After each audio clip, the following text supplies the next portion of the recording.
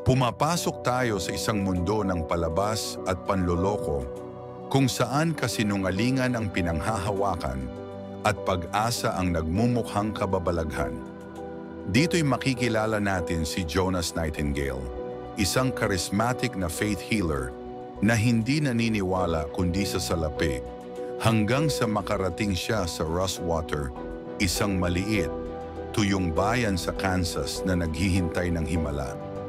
Ano ang mangyayari sa taong inakala niyang walang paniniwala? Iyan ang makikita natin sa Leap of Faith. Si Jonas Nightingale, kasama ang kanyang entourage at manager na si Jane Larson, ay humaharurot sa kanilang convoy ng revival trucks. Nang masira ang isa sa kanilang sasakyan, napilitang tumigil sa Rosewater, isang bayan na tigang at naghihirap dahil sa tagtuyot. Ginamit ni Jonas ang pagkakataon, nagsimula siyang magtanghal ng revival on stage para kumita habang naghihintay ng piyesa. Gamit ang cold reading, earpiece, choir, at showbiz gimmicks, kinumbinsi nila ang mga tao na nananampalataya. Gumagawa siya ng mga peking himala sa pamamagitan ng teknolohiya. Ang kanyang tainga ay may earpiece na siyang nagdidikta sa kanya kung ano ang gagawin niya sa stage, at ang nagdidikta sa kanya ay ang kanyang stage director at manager na si Jane Larson. Ang mga pumapasok at gustong makinig ng kanyang pangangaral na nangangako ng himala ay isa-isang tinatanong ng kanyang crew ang kanilang mga problema o pangangailangan sa buhay, at ito ay linilista at pinapaupo sa mga may tandang numero na upuan upang mamaya sa kanyang palabas at pandaraya ay papalabasing isang himala na kanyang alam ang kanilang mga problema o ang kanilang pangangailangan, na papalabasin na ito ay isang himala na kanyang alam ito. Ngunit ito ay dinidikta lamang sa kanya ng kanyang manager na si Jane Larson, at sa huli mga manonood ay kanila itong kukunan ng pera sa pamamagitan ng donasyon. Ang sheriff ng bayan na si Will Braverman ay bumatikos sa palabas. Nais niyang protektahan ang kanyang nasasakupan laban sa panghihila ng kanilang salapi. Inimbestigahan niya ang nakaraan ni Jonas. Nalaman niyang ang tunay nitong pangalan ay Jack Newton, dating maliit na kriminal mula sa New York. Inilantad niya ito sa revival crowd, pero nilaro pa rin ni Jonas ang sitwasyon at napanatili niyang buo ang enerhiya ng audience. Nakilala ni Jonas si Marva, isang waitress na may kapatid na lalaki, si Boyd na bumibisig sa crutches dahil sa psychological impairment. Sinubukan ni Jonas na suyuin si Marva habang ang bata na si Boyd ay nananabik sa miracle healing. Si Jane ay nais nang magkaroon ng pagbabago ang mga ginagawa. Ngunit may puwang pa rin siya sa panlilinlang ng mga tao dahil sa pera na makukuha. Sa revival, dumalo si Boyd. Lumalakad ng kusa patungo sa stage at lumapit kay Jonas at sinabi ni Boyd na siya ay naniniwala na siya ay pagagalingin ng Panginoon.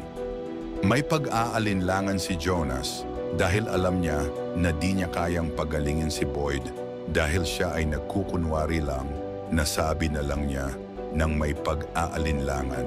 Kung ayan ang pananampalataya mo, yan ang mangyayari sa'yo. Pagagalingin ka. Habang nanonood ang madla na namamangha sa kanyang sinabi, binitawan niya ang kanyang mga tungkod at naglakad. Ang lahat ay namangha at hindi halos makapaniwala sa kanilang nasaksihan. Nang si Boyd ay makalakad, ang gulat ni Jonas. Di makapaniwala sa nagyayari, pero naniwala siya sa posibilidad ng tunay na himala. Inamin ni Jonas kay Boyd na siya'y panloloko, hindi siya ang gumawa. Ngunit marahil dahil sa pagkakataon, na-inspire siya. Nakatanggap siya ng isang mensahe mula kay Marva na magpapaalala sa bata na kahit hindi siya naroon, hindi ibig sabihin ay wala siyang malasakit. Umalis siya sa bayan ng tahimik, iniwan ang kanya show, at sinundo ng ulan ang tagtuyot, ang tunay na himala para sa bayan.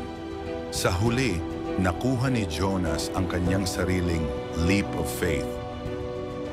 At dito nagtatapos ang ating leap of faith. Mula sa palabas na puro artipisyal, natuklasan ni Jonas ang posibilidad ng tunay na himala at higit pa nadama niya ang timbang at kagandahan ng tunay na paniniwala. Minsan kahit ang pinakamalinlang na kaluluwa ay maaring magbago kapag naharap sa tunay na pag-asa. Sa kwentong ito, ating natutunan na ang tunay na himala ay hindi laging nakikita sa mga palabas o sa magagarang pagpapakita ng pananampalataya, kundi sa pagbabago ng puso at sa tapat na paniniwala sa Diyos. Ipinapaalala rin nito na ang salita ng Diyos ay hindi dapat gawing kalakal para sa ikabubuhay o pagkakitaan para sa sariling kapakinabangan. Ang layunin ng salita ng Diyos ay magbigay liwanag, pag-asa at kaligtasan, hindi para sa pansariling yaman o kapangyarihan. Maging matalino tayo sa pagkilala ng totoo at huwag nating ipagpalit ang katotohanan sa kaginhawaan ng kasinungalingan. Kung nagustuhan ninyo ang ganitong mga kwento ng pananampalataya, huwag kalimutang mag-subscribe sa Macarius Channel para sa mas marami pang makabuluhan at nakapagpapalakas na aral mula sa Biblia. Maraming salamat sa inyong panunood. Hanggang sa muli, pagpalain tayong lahat ng Panginoon.